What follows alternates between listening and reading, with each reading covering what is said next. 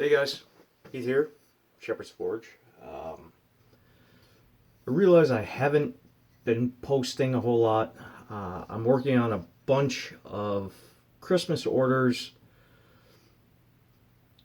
that have nothing to do with blacksmithing, to be honest with you. Like, when I first started knife making, I started doing stock removal. I found Dave Irving from Evader Knives and realized that that was like, with the equipment that I had, that was what I had to work with. Was stock removal. No big deal. I love stock removal. I really do. Even when I like forge Damascus, I still do stock removal because it's fast, it's quick, doesn't distort the pattern that I'm going for. So I might as well just come out and say, hey, I'm a stock removal guy. That's the way I do knives. Now I know there's a lot of debate between knife smiths and stock removal guys.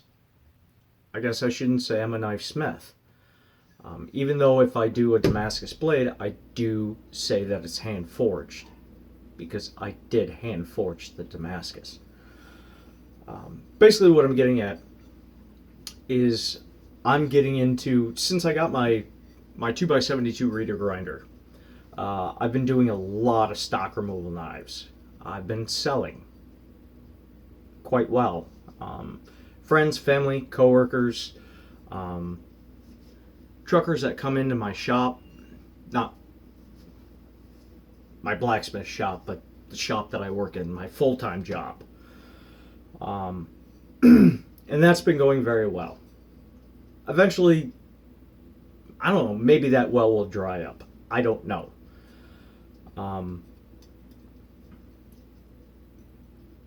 But you should all know that, hey, I'm pretty much a stock removal guy when it comes to knives. I don't hand forge a whole lot of stuff. I like to be able to repeat specific designs of knives that seem to do real well, and to do that consistently to create quality control, stock removal is really the way to go. It's faster. It's faster than hand forged. And I'm not taking anything away from you guys that do hand forged knives. You guys are amazing. The Dave McConnells, Laz Harrop, you guys are doing amazing things. But I kind of learned stock removal from Dave at Evader Knives. And he focused more on, doing really amazing bevels, great handles, the fit and finish of everything. I learning how to do Hamones and stuff from him. And Dave is also a very close personal friend of mine. I love that guy to death. If I call you brother, it means you're one of the closest people to my heart. There are only a few people that, when I refer to them as my brother.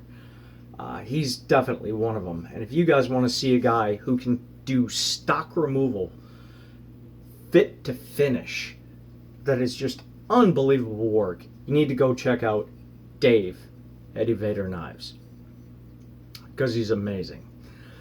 The reason for this video, not too many people know, but I want to start getting into kitchen knives. I have 3 knives that I want to start doing exclusively stock removal. Want to get a bunch of them done, get some inventory going, and be able to sell them. And I'm using quality steel, quality heat treating. They're awesome. Today at work, I had just like just a stunner surprise. Okay? Guy that I work with, he pretty much runs the plasma, the automated plasma cutter table at work. And I know what most of you are thinking is, you have access to an automated plasma cutter. Just cut your blanks out on that. Guys, I work for a multi-billion-dollar company, and trust me when I tell you that their machines are designed to make them money, not me. I don't have access to it. This is not some rinky-dink operation. I work for a company that makes billions of dollars. I don't have access to it. So my cutouts are going to be cutouts that I do myself. So let's just skip that conversation. Anyway, he works in shop 1, I work in shop 2. Shop 2 is kind of where the big dogs are. You know, shop 1 is where a lot of parts are made, cutouts, whatever. He's seen a few of the knives that I brought into work just before I give them to customers, whatever. And I don't really, on my channel, this is a blacksmithing channel, so I don't show cutout knives, stock removal, whatever. It's blacksmithing. So that's what I like to show. I do show a little bit of my knife work, but not a whole lot because I do stock removal. And that's not what this channel is. It's blacksmithing. Anyway, he's seen some of my work, and he came up to me. He's just like, do you have any interest in doing kitchen knives? And I kind of laughed because, like, in 2020, that's kind of what I plan on focusing on. That's going to be my niche, you know, it's kitchen knives. He's like, you don't want to do it, do you? And I'm like, whoa. No, actually, that's what I plan on getting into. He's like, okay, because my son, he's 27 years old, and he just became the head chef at, I think he said the Carlton Ritz, and I could be wrong, in the Virgin Islands. And he wants to give his son one of my handmade chef knives to his kid as like a congratulations, you've made it.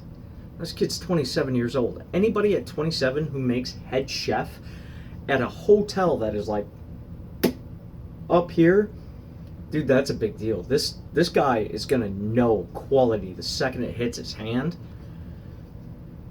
So it's a little nerve-wracking for me. I got 3 months to pull this off, but I don't even have my prototype done yet. But I took on the build. I did. And I told him, like, dude, I'm super nervous. He's like, my kid he's super mellow. He's not like Gordon Ramsay or any of the other guys you see on TV. He's pretty friggin' mellow. I'm like, yeah, but he's going to put that knife in his hand, and he's going to know in a second whether or not he's going to like it or not. And I know this because I love cooking, and I know good cutlery, you know? And he's like, yeah, but I've seen your work, and you're good. You're good. You're good enough. You are good enough. I told him, I said, dude, I know people I can send you to get like top-notch work. Dave McConnell, Ross Harrop. There are guys I could send you to. And he's like, no, man, I want you to do it. So the pressure's on. But I'm very excited. This is a good step in the right direction for me. So I've got some time to get this, and he wants an 8-inch chef knife, and strangely enough, that's what I'm focusing on. 8-inch chef knife, the 5 1/4 inch Santoku, and 4 1/2, I think, is what I measured it at. Paring knife.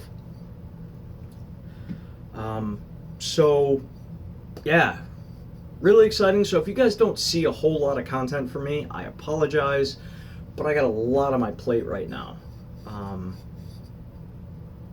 I don't want to say that I'm stepping up in this business, but this is a good step in the right direction, especially if this guy likes it.